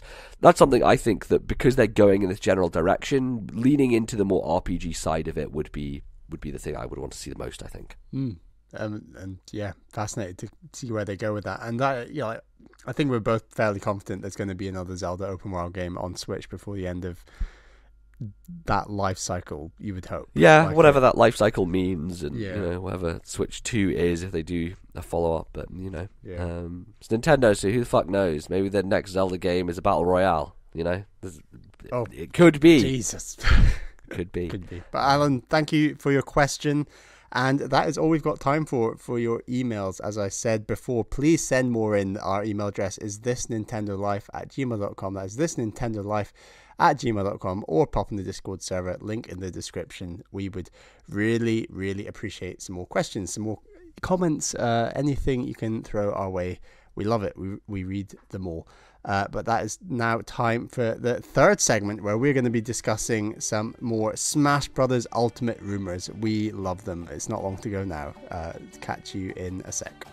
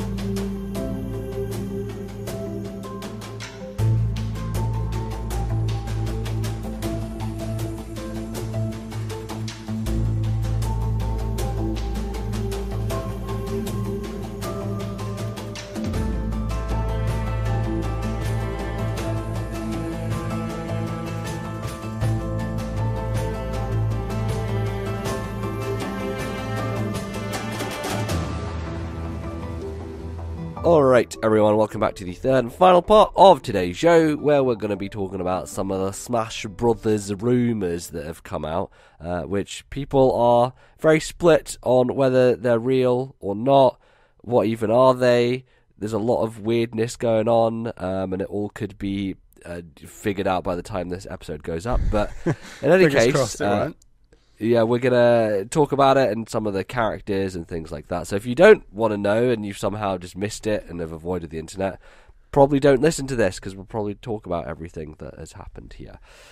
So yeah, Bally, do you want to walk us through what has happened, basically, and how these leaks have come out and all that kind of stuff? So it's a dude who works in France for this company who basically make banners, and one of the banners they're supposedly responsible for is Smash Brothers. So the guy took this kind of awful image on his phone in Snapchat, and it's very zoomed out very far. And then it's kind of like this blurry image that kind of just shows seven new characters they fit into that grand banner that the crazy artwork that they keep adding to every time they reveal a character, basically, and which looks like it's going to be on the spine of the Smash Brothers Ultimate artwork, essentially. Oh right, yeah. And what's interesting is that if this is fake, all the characters have been shifted in the right spaces to incorporate the new characters, and that actually takes a hell of a lot of work, more so than I guess you might think, because when you have a shape that you shift, it creates a gap, and in the gap you'll have to fill that. It's not like there are actual assets there that they're just moving around, because characters are being covered, etc. So and that's the thing, is this artwork originally didn't have a bunch of spaces blank in it, because people were before, they were like, oh well, there's the blank spaces and then we fit people in, but they actually change the artwork every time, and it's not leaving blank spaces, it's just adding people in and readjusting everyone else. So there's probably this master Photoshop file where they have to just constantly refigure and do all this stuff, which I can't imagine the amount of work that goes into some shit like that. It seems ridiculous, but that's the way it's been done. And so yeah, in order to get new characters in here, you would have to basically redraw the entire thing, which is why this seems more legitimate, I guess. So yeah, I'm kind of thinking it kind of feels real to me, and it's hard to justify that it feels real because of the amount of work that it would be if it was a fake. And we'd mentioned that Rayman fake that was just blew everyone's mind when it was kind of revealed that it was fake, because it just looked so accurate with the moving cursor across the character select screen. So maybe maybe I am jumping the gun, feeling like this is real. But it's also important to note that the number of characters revealed would fit into the grid for the characters. Right. So Which I don't think that that's really been a legitimate thing in the past, because obviously like DLC fucks that up all the time. That's true. And I don't think it was perfect for the last game either. So it's not really like that's a theory you can go with, but I don't think it's a legitimate enough theory, because they don't prioritize having a perfectly looking roster, the other one that backs up the number of characters is that the Smash Bros. Website is doing like a focus on 1 to 3 characters a week. I think it's an average of 3 characters a week, and if you maintain that average until launch, it means that we need 7 more characters basically. So that's one other theory that backs up the number idea, I guess. But right, there was that crazy Game Explained video where the guy the 2 guys who had done this like theory like walked through what it all meant and everything, and it's just like very, very ridiculous. When it comes to Smash Brothers, people really go the extra mile to just dig in to find shit out, don't they? It's kind of absurd, but I guess that's what Smash Brothers inspires, because it's all about the surprise of, who the hell's going to be in the game, which I guess, if this is true, then it ruins a lot of that to some degree. But yeah, should we go through the characters and then talk through who we have on this list? So the first one, Shadow the Hedgehog, which I think is a very obvious pick, like we have been thinking that there's going to be some more Echo characters.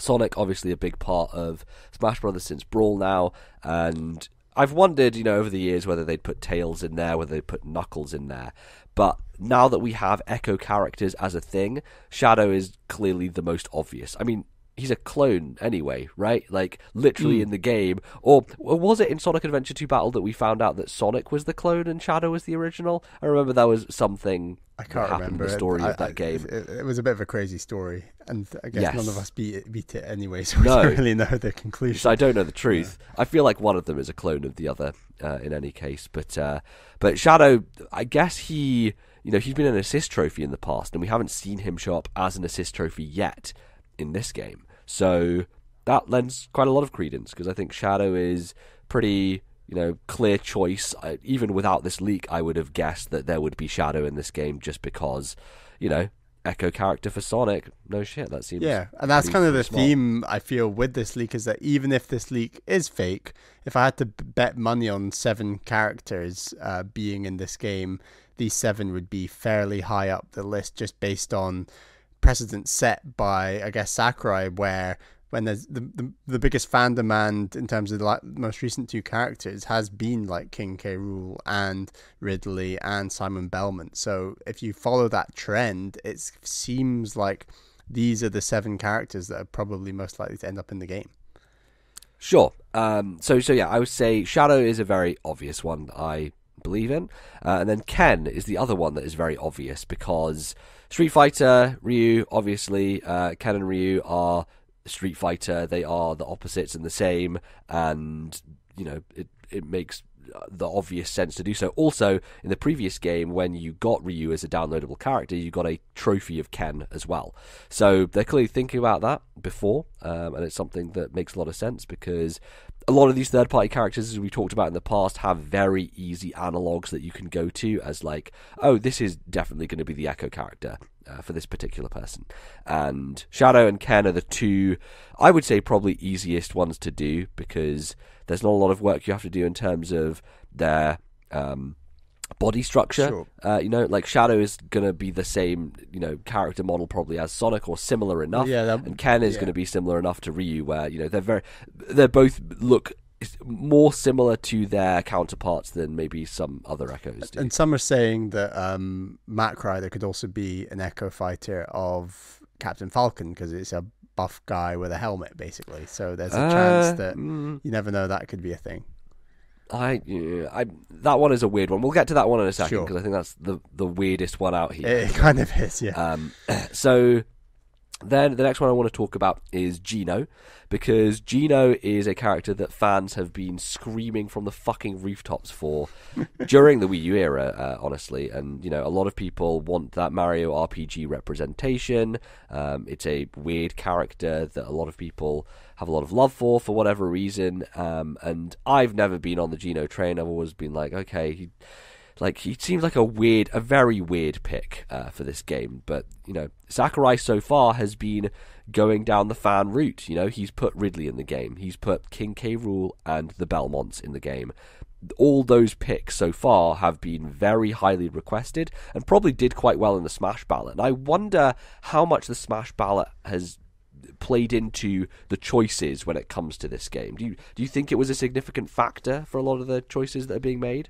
It feels like it was, and it feels like if this leak is real, that it definitely still is. And I didn't Banjo do really well in the Smash ballot, I thought. So I think that it's following that trend, and yeah, it's like the most surprising list, but also the least surprising list in some regards. Yeah, so it follows a pattern there. Obviously, it follows the pattern of there was a King K. Rool costume in the other game, and now, hey, you can play as King K. Rool. And like there was a Geno costume, and now you can play as Geno. So, Sakurai has given the Geno fans a little bit of what they wanted with the costume, which was, obviously the costumes in the Wii U game were kind of like, they were very, very bad. I didn't like the look of a lot of them, and they, the Splatoon one especially, it's because of the Mii faces, I think, that just make it not work that well. But it was definitely one of those things that I was like, they're throwing them a bone, but it's like a very shitty bone. Yeah. These people who want Geno in the game would be very happy, I'm sure, if this turns out to be real. I don't know how the hell he would play. Like, I've not even thought about that, but definitely he's interesting. I don't know anything about him really, other than the fact he's in Mario RPG. Right, he's a party member. As I said before, they should have put Mallow in the game, because they could have just made Mallow an Echo Fighter of Kirby, because he's basically just a round puffball like Kirby. But anyway, then I think we should maybe talk about Isaac from Golden Sun, who is another character who's been very highly requested. I think one that could work pretty well. The thing that probably turns a lot of people off is, hey, it's another sword-fighting anime-looking character from an RPG, which Fire Emblem has maybe just squashed that archetype a bit too much into the game. And I think a lot of people who don't like that sort of stuff are the sort of people who conflate Shulk as being a Fire Emblem character and don't know that he's from Xenoblade and stuff like that, So I think if you put Isaac in the game, it's going to be more people who are just thinking Isaac's just another Fire Emblem character, which, fair enough, because he's, he has a sword and he looks anime. Does he use magic as well? Could he do something? Yes. Okay. Yes, that's why I actually think that he'd be a really interesting character, because he was an assist trophy before, and what he did in assist trophy was to use his magic abilities, which you do use in the game in Golden Sun. One of my favourite things about that game, which I haven't finished, but I've started it multiple times and I've gone through a good chunk of the first part of the game, is the abilities you have can be used to solve environmental puzzles, as well as being used as moves in your battles. So, like, there's the hand that he uses to push objects outside the world, and that was used as an assist trophy. So when he was appearing, he would have this hand that would push out and try and push you off the ledge. So I'm sure that would be one of his moves he would have in his arsenal. Right. Obviously, you have the Jinn, who are the creatures that give all the characters in that game their super abilities. So you could have probably a smash attack with a smash ball that does that. And I think Isaac would work really well in the game. I think it's a good pick. I think it's from a niche Nintendo franchise that hasn't got a lot of love in recent time, and maybe putting him in the game will make it so that Camelot get off their arse and stop making subpar sports games and get back to Golden Sun, which I think a lot of people want them to do. So I'm very interested if he is a playable character, because I think he's a good choice for sure. And then we get into the ones that are a little bit outside of the box, and also the ones that, if they are true, are more crazy, I think. Chorus Kids, not so much, though, because Chorus Kids was apparently a character from Rhythm Heaven, obviously, that was originally intended to be for Smash Bros. Brawl, I think, or maybe it was even for the Wii U version, but I have heard things in the past that Chorus Kids were originally a character that was planned, that was pulled out at the last moment. For similar Ice Climber reasons or something, right? Well, no, I think it was for Brawl at the time that they were going to do Chorus Kids, but they just didn't decide on doing them for whatever. And I have no idea how the hell they would play. That's the one blank spot for me, is like, what the hell would their moves even be? Obviously, you've played Rhythm Heaven Mega Mix. Do they show up in that game with their minigame? They're basically, in one minigame, and it's the it's like they follow a pattern, so it's three of them obviously, and it's one of them will sing one note, another one will sing another note, and then you have to press the A button at the time that you're meant to sing your notes. You basically play it as one chorus kid within three chorus kids, and it basically follows a rhythm, a pattern, and you have to follow that pattern precisely to, you know, pass the mini game. It's they are cool. I think it would be awesome if they were in this game, and it's a really cool game to represent in a game like Smash Brothers. It's niche, but it's quirky and fits the craziness that Smash Brothers is well, I think. Yeah, definitely. I think that they are a good choice because they are very out of left field, but also they, like Wii Fit Trainer, are not the thing that you would think to put in the game. I think that's why Gino sticks out to me. It's because, like, he kind of... I don't know, I don't know how to explain it, but it just doesn't work for me in the game, and doesn't have that... Like, he's weird, but also not in the weird way that I want. Like, Wii Fit Trainer is like, you don't even know how that character would play, whereas obviously there's a lot of moves from Mario RPG that you can draw on for Gino and stuff like that. But anyway, I'm going to get shouted out by all the Gino fans because they'll hate me. Then we have Mac Rider, which, to me, this is the nostalgia NES pick. It's like the Duck Hunt duo random last minute. Wow, you went for it kind of. Pretty much.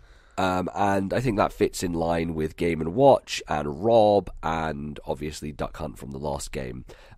Because Mac Rider is a franchise that has not been around for a very, very long time. And it's a racing game franchise. And I don't know how this character would play, and I don't agree with your Captain Falcon idea just because I think the bike is such a core part of that character. Yeah. That, you know, you would have to have him on the bike the whole time, or at least use the bike a lot as part of that moveset.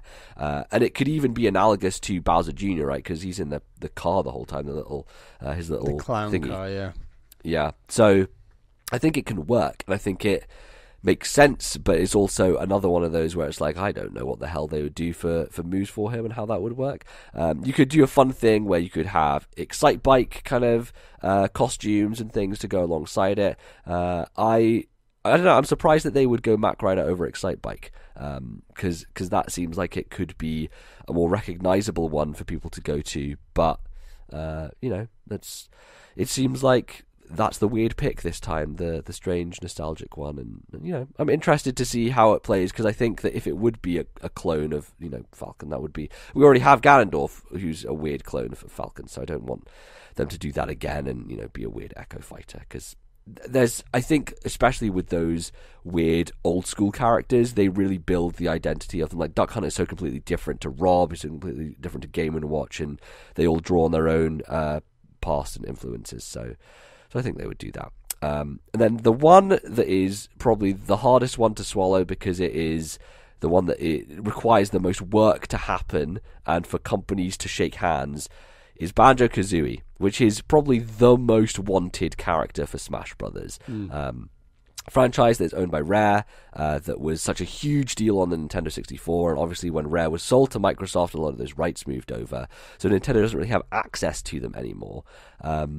So if Banjo-Kazooie is in this game, then it means that a deal was done between those two companies for this to happen, which seems very crazy, but also it's one of those things that I can believe just because Phil Spencer exists, and I know that he has been quite vocal about saying, hey, if Nintendo wants Banjo and Smash Brothers, we'll do it. You know, we will make that happen, but it just is a case of having it happen. Yeah. It does make me wonder, what does Microsoft get out of that? What does Phil Spencer get out of that, other than the idea of, hey, Phil Spencer's so cool, he put his character in Smash Brothers? I don't see what the financial benefit is.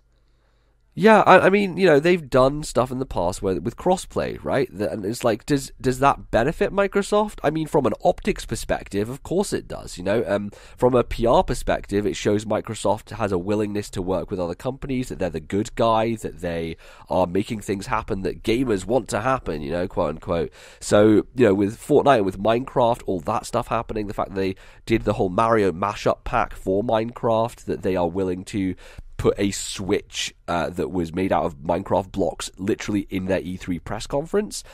That's the kind of company that I think Phil Spencer wants Microsoft to be seen as.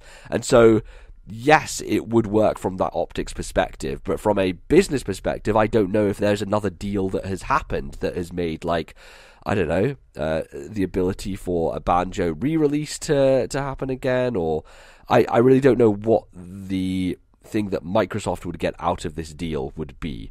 So I think that is the question, isn't it? It's like, do Microsoft get to use a Nintendo character in one of their games? Like, that would be insanity. That would be... The only thing, that's along the lines of where I could see this going, where they had that equivalent, Ubisoft crossover with the Rabbids game. But then again... And now with Starlink, with Star Fox and right, Starlink, but, Nintendo have shown a willingness with Ubisoft just because they have, this relationship with them. And Microsoft and Nintendo seem to have a good relationship right now, but it is the case that it's different because they are a direct competitor in terms of the console space. Surely that game couldn't come out on Xbox One. Like, that would... Nintendo... I can't see Nintendo doing that just to get a character in Smash Brothers, but yeah, I guess what if the game came out on Xbox One and Switch? But again, that's not surprising it to obviously be on Switch, but the idea that a Nintendo character would be on an Xbox system, a Microsoft system, it's just... Yeah, or maybe it's a game that comes out on Xbox One and on Switch, and that's what I'm saying. It has the Nintendo character in both, but like, what game would that be? But that's weird. That's what I'm saying. I can't see Nintendo allowing there to be their character on Microsoft console. I don't know. So that's the we'll thing. See. Like, Banjo-Kazooie is the one that makes this hardest to swallow. But also, it's the one that makes the most sense. It's like, man, like, if that happened, how crazy would that shit be? But also, it feels like it's too crazy for this to be real. And so I think ultimately that's the thing that puts me on over the edge of saying I'm not sure if this is real. And I think the other thing is it feels very, very fan driven, to the extent that all these characters are ones that are like, yes, this is what people have been asking for forever. They want Isaac, they want Gino, Shadow and Ken are obvious picks. Mac Rider is the other one, which is like weird and kind of out there, but it does also make a good deal of sense. So yeah, I don't know, it's a very strange leak, because I think the ridiculousness of what you'd have to pull off to make this fake is on another level, and yet, it could still have been done, because we have seen in the past that people will go to the furthest places in order to make these types of things happen. So yeah, I don't know. What team are you on, Bal? Are you still team real? Are you team fake? I'm slightly on team real. I'm not like, this is definitely real, but I'm sliding that way. How about you? I still am going to stick to fake, just because I've been burned in the past, and I'm going to just continue to think that, not believe in literally anything. Man, it's just one of those situations that feels almost impossible for it to be fake, just because of the dedication to making something this obscene. I don't know, it seems a bit over the top, but again, it's a blurry photo, so that's how a lot of these leaks get their get themselves seen as something that could be possible, is because you don't have the full picture, and it's all kind of hearsay almost. So yeah, it's a weird one, but I don't know. We're going to find out soon, because we'll know what all the characters are, obviously, before the game comes out. That's something that Sakurai has said. So when is it that we're going to find out? Who knows? Are we going to get a Smash Brothers Direct in November? That's what I think. We're probably around the corner from. We've got to get one. And we've got to find out what that game mode is for single player. Yeah. Or Spirit. What Spirits, does Spirits mean? Spirit. Yeah. All the characters are dead, and you have to go revive them again, probably. Something along those lines. So yeah, that's pretty much it. Anything else to say regarding these leaks, Bally? It might have been nice. I'm pretty happy with the list, but it might have been nice to see something Advance Wars related. I'll just leave it at that. Yeah. Just something a bit off the wall. Yeah. That would be good, but Nintendo clearly don't give a flying fuck. So, quite clearly, that is the case. Yeah. All right, well, that is going to close out the show for us. Thank you, everyone, of course, for listening and for sticking with us, especially through my horrible diseases and my voice being completely different. But yeah, you can obviously find us in various places. You can find the show on Twitter at TNL Podcast, and you can get links to our Discord, to our YouTube channel, to all our good stuff there. So follow us at TNL Podcast. You can find me on Twitter. I'm at LordNBZ. What about you, Bally? On Twitter, I'm at Ballyman91. That's BALLYMAN 91. I've not posted too many horse videos of me falling off my horse yet in Red Dead. You need to get into the horse video Twitter game. It's a hot one, man. There's a lot of good bailing off videos of me animations. running over rabbits. That seems to be the thing. Yeah, no, that's good. We love a bit of just murdering things with your horse. That's just the way things go.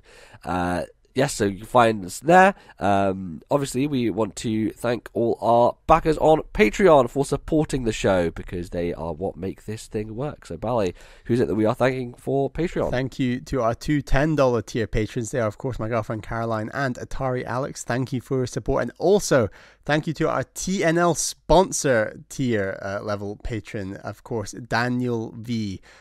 Thank you for your top tier support. It's hugely appreciated. We've got another episode coming out in November of TNL Takes, so make sure to support us on Patreon on the $5 tier if you'd like to listen to that episode. Absolutely. So then I think that pretty much we are going to wrap things up. You can find us in various places, on iTunes, on Stitcher, wherever good podcasts are sold. Find them in any app that you use to download your podcast and subscribe to us. And also write us some nice reviews, because reviews are things that will help us get out to more people, and they will be able to see all the different things that we do. So yeah, if you can do that, that would be very, very appreciated. And I guess that pretty much wraps things up. Anything to say, Bally, before we leave? I just want Smash Ultimate now, but yeah, we'll see.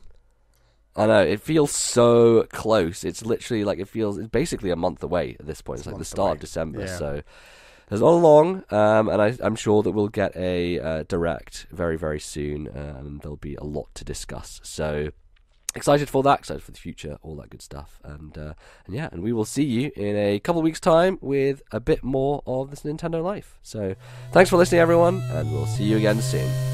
Bye bye.